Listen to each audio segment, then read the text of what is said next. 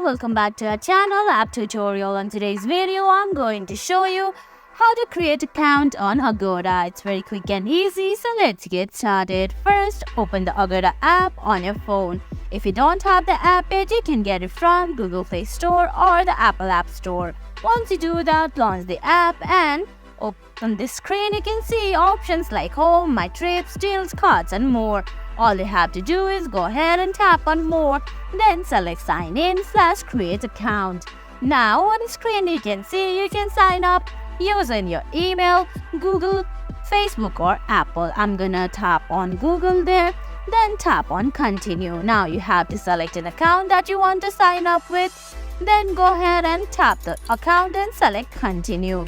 Now it might take a few seconds, then your account is successfully created. And guys, that's it. That's how you create an account on Agoda. I hope you found this video helpful. If you did, please give it a thumbs up, leave a comment, subscribe to our channel and hit that bell icon. See you in the next video. Thanks for watching.